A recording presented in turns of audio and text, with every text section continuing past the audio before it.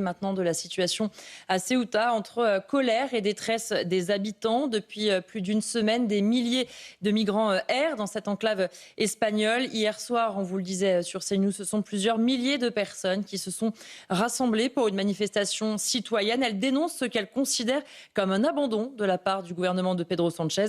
Un reportage sur place de Malo Steiner et Thibaut Marcheteau avec le récit de François Tiskiewicz. Des drapeaux espagnols, des pancartes et des slogans.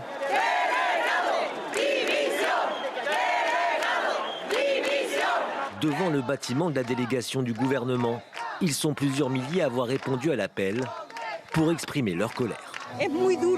C'est très difficile. Ma mère et mon père restent enfermés à la maison car ils ne peuvent pas sortir. Nous ne pouvons même pas aller à la plage ni sortir dans les rues. Depuis plus d'une semaine, Ceuta est confronté à un afflux migratoire sans précédent. Madrid estime aujourd'hui à environ 2000 le nombre de migrants encore présents dans l'enclave. Mais les autorités locales avancent une estimation nettement plus élevée, comprise entre 8000 et 11 000 personnes. Les habitants dénoncent l'absence de réponse du gouvernement central. Nous ne pouvons pas tous vivre ici. Le gouvernement nous a abandonnés. Et en premier lieu, le président. À chaque fois qu'il se passe des choses comme ça, je me dis que je vais devoir partir. Il faut que le gouvernement ramène tous ces gens chez eux. Le maire de la ville et Pedro Sánchez n'arrivent pas à gérer la situation. Ces gens qui arrivent ont faim et ils veulent manger, mais nous sommes pris en otage par les politiques. Mais derrière la colère, il y a aussi la détresse. Celle des habitants qui voient leur ville transformée par cette crise et celle des migrants arrivés ici dans l'espoir de rejoindre l'Europe, mais désormais bloqués à Ceuta. Et sur place, on rejoint notre équipe de reporters CNews, Malo Steiner et Thibaut Marcheteau. Bonsoir et merci à tous les deux d'être avec nous. Thibaut, vous avez pu parler à un certain nombre de migrants depuis que vous êtes arrivés. Que vous disent-ils? Est-ce qu'ils souhaitent rester à Ceuta ou est-ce qu'ils souhaitent passer du côté de l'Europe? Et comment comptent-ils s'y prendre? Alors oui, Elodie, pour eux, c'est tout bonnement hors de question de rentrer dans leur pays d'origine parce que même s'ils sont passés par le Maroc, on a rencontré avec Malo Steiner beaucoup de migrants avec des origines différentes. Certains venaient du Tchad, du Mali ou encore du Soudan, d'autres de Tunisie. Et tous nous ont dit qu'il était hors de question de faire le chemin inverse. Alors évidemment, il y a dans la tête de tous ces migrants la possibilité, l'idée de rejoindre le continent européen avec notamment ces passeurs qui sont présents selon ce que nous ont dit ces migrants. Ils sont présents dans les rues de Ceuta, très discrets évidemment. On a pu les interroger à ce propos. Je vous propose d'écouter le propos de ces migrants que nous avons recueillis cet après-midi avec Malo Steiner. Oui, dans certains quartiers, ils proposent pour passer en Zodiac, Phantom, jet ski avec 1500 €, 2000 €. J'ai vécu en Espagne, en Barcelone, la vida loca. Wallah, la vida loca. On ne sait pas. Oui, parfois, si tu as une chance, tu vas essayer une seule fois, tu vas rentrer.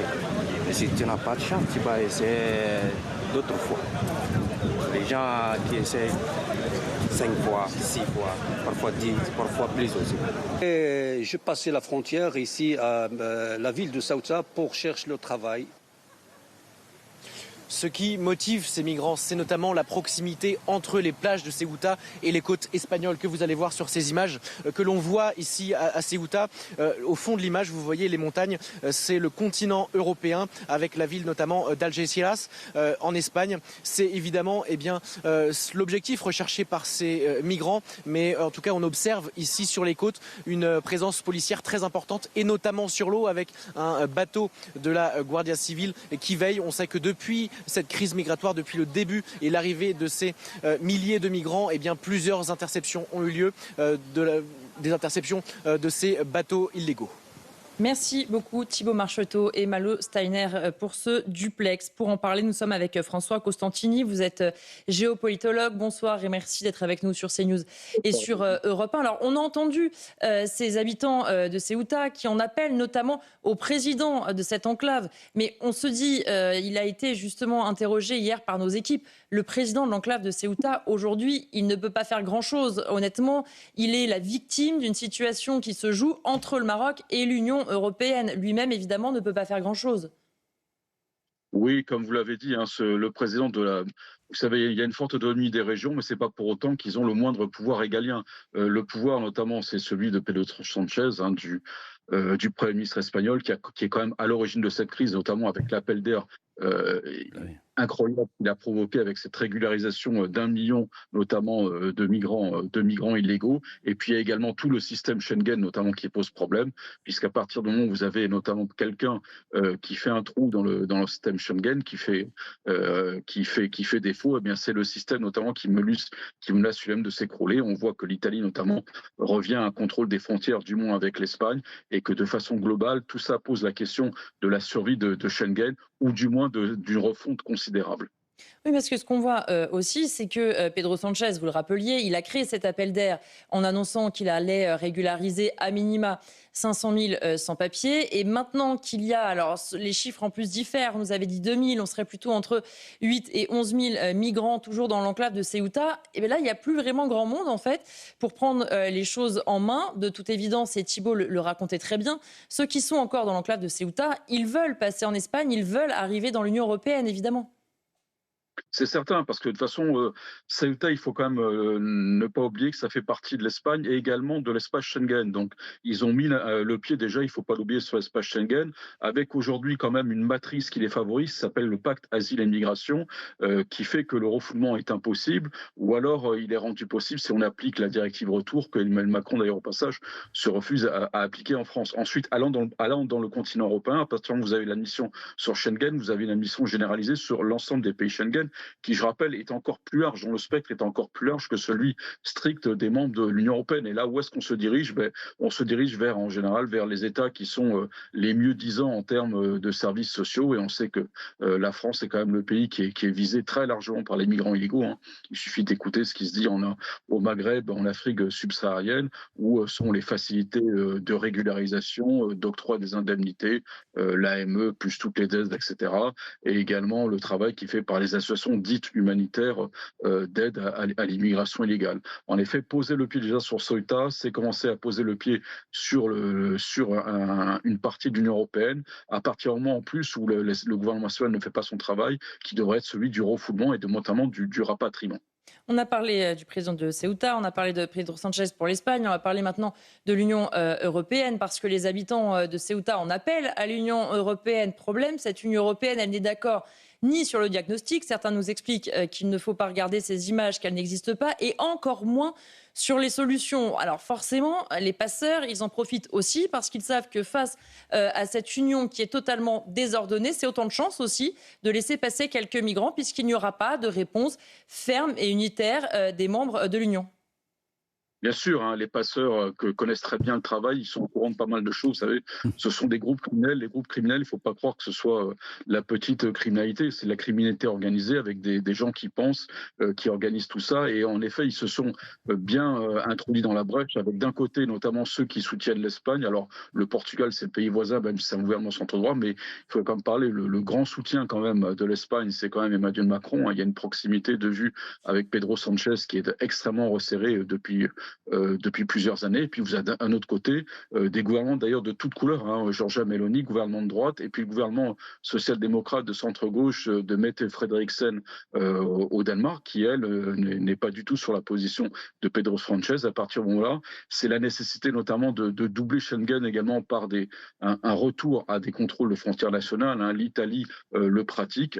Elle considère que ce qui se passe en Espagne, pour elle, elle n'en est pas comptable, elle ne doit pas payer la note, notamment des turpitudes de M. Pedro Sanchez, et elle a rétabli des contrôles au passage, notamment sur les personnes qui viennent d'Espagne et qui sont munies de visa Schengen. Donc à partir de là, ça pose la question de Schengen, le fait qu'à partir du moment où vous avez un pays qui ne respectera pas Schengen, et bien forcément, soit les pays finalement se laissent faire et se laissent finalement envahir, et c'est la submersion migratoire pour tous si un seul pays fait faillite, ou alors les pays en reviennent à des contrôles nationaux et à un côté strict. Et là, visiblement, il faut totalement remettre en cause Schengen, ou de moins opérer à sa refonte d'un accord qui, il ne faut quand même pas l'oublier, a aujourd'hui 41 ans d'existence, et dont l'origine avait été d'ailleurs, il faut souligner, en 85, plus ou moins occulte.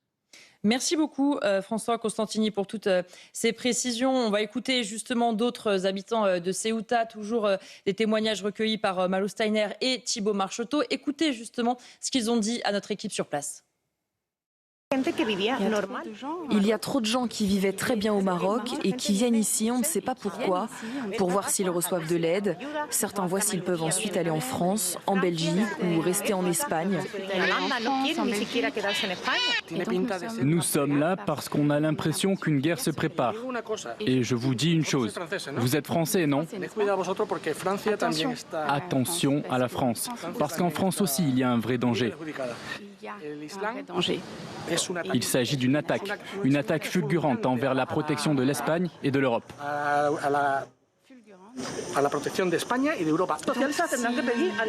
Si nous devons demander des comptes au niveau européen, nous le ferons, parce que Ceuta, c'est l'Espagne, et il y a une frontière avec le Maroc. Mais ça veut dire que l'Europe a une frontière avec le Maroc. Alors évidemment, Ophélie, ils disent attention à la France, attention à l'Europe, mais personne n'est dupe sur le fait que les personnes qui restent à Ceuta, donc entre 8 et 11 000 migrants selon les chiffres qu'on nous transmet, de toute façon arriveront à minima en Espagne et sans doute notamment en France. Tous les migrants qu'ont rencontrés, Thibaut et Malo le disent, on n'est pas là pour rester dans cette enclave. Non, de toute façon, il n'y a aucun intérêt pour eux à rester à Ceuta. Enfin, on voit bien les... Enfin, il n'y a rien. Enfin, c'est une mini-ville, ils ne trouveront pas d'emploi là-bas, ils ne pourront pas trouver d'aide. Enfin, ils sont complètement même j'ai envie de dire, laissés comme ça, aérés. C'est pas envisageable, même pour eux, de rester ça. Je ne pense pas que certains viennent de loin. Certains viennent au-delà du Maroc. C'est-à-dire qu'il y en a qui ont traversé quasiment toute l'Afrique. C'est pas pour s'arrêter, si vous voulez, au bord du continent africain. Enfin, ça n'a pas de sens. Pour eux, je pense que ça n'a pas de sens. Là où, en effet, ce qui est problématique, c'est qu'on voit bien qu'ils ont raison, ces habitants. L'Espagne, le gouvernement espagnol en premier lieu, n'a pas l'air de tendre une main sur cette enclave qui est quand même en terre marocaine, comme si, en effet, ils avaient débordé. Est-ce qu'il y a une forme de débordement? Est-ce que c'est une forme de je m'en foutisme de la part du gouvernement? Est-ce qu'ils attendent une aide européenne qui ne viendra probablement jamais? Parce que, encore une fois, quand on dit l'aide européenne, c'est bien joli l'aide européenne, mais c'est qui concrètement? C'est qui les gens qu'on envoie? Ils viennent d'où?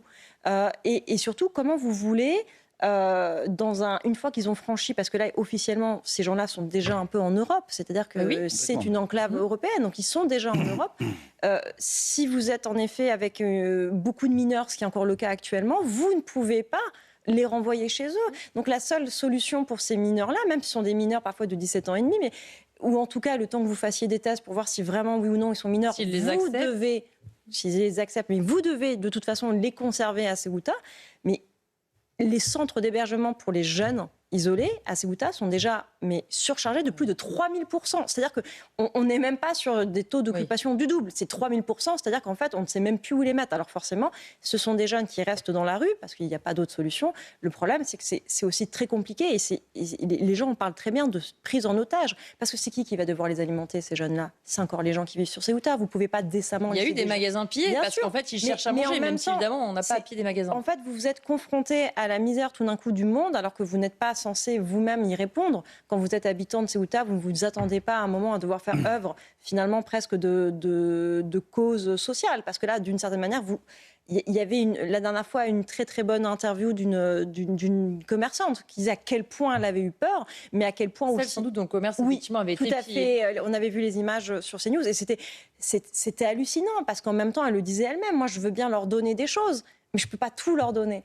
Et c'est ça que les gens nous disent. On veut bien leur donner des choses tant qu'ils sont là, parce qu'on peut pas, humainement, on ne peut pas laisser les gens comme ça mourir dans la rue. C'est pas non plus une solution acceptable. Le problème, c'est que c'est à l'État de prendre en charge, en tout cas ces gens-là. Ce n'est pas à la population sur place de faire œuvre comme si c'était finalement des bénévoles de la Croix-Rouge. Oui, évidemment. Et cette commerçante dont vous parliez, on l'a beaucoup entendue parce qu'ils ont pillé en fait son magasin, parce qu'ils voulaient chercher à manger. Et elle disait qu'effectivement, le problème, c'est qu'elle ne va pas pouvoir les nourrir. Et en plus, dans des conditions d'extrême violence, quand ils ont pillé son magasin. On va commencer à regarder aussi une partie de la réponse française. Jean-Didier Berger, le ministre délégué auprès du ministre de l'Intérieur, s'est exprimé sur ce sujet ce matin. On l'écoute. Près de 70 000 d'entre eux sont déjà repartis dans leur pays. Il faut souligner la très bonne gestion de l'Espagne, d'abord, et puis l'excellente coopération avec le Maroc. Laurent Nunez a eu l'occasion de le souligner. Et il n'y a eu aucune traversée vers le continent européens. Donc c'est vrai que ces images, elles ont été exploitées, surexploitées par ceux qui sont les ennemis de la France, les ennemis de l'Europe, par ceux qui veulent nous diviser. Mais ce qui est certain, c'est que c'est par la coopération qu'on évitera d'avoir ces afflux d'immigration irrégulière. L'immigration irrégulière vers le continent, elle est en baisse. On est en train de gagner ce combat contre l'immigration irrégulière. Eh bien Fabrice, circuler, il n'y a rien à voir, tout va bien. C'est ce que j'allais dire. C'est chouette. Et alors c'est le pire parce que quand un dirigeant politique vous explique qu'il y a un problème et qu'on va le prendre en charge, les gens qui en souffrent se disent bon, on va peut-être en sortir. Oui. Mais quand un dirigeant politique voit face à votre souffrance et vous dit ah mais non mais en fait tout va bien, on s'améliore de tous les côtés, là vous dites j'ai plus aucune chance en fait. Oui. Et là on est juste face à de l'idéologie, à du dogme et surtout à de l'instrumentalisation parce que derrière tout ça il y a quand même une terrible instrumentalisation de la misère humaine. Évidemment. Je veux dire, les gens qui sont venus, qui viennent par la mer au risque de leur vie, on ne quitte jamais son pays par choix.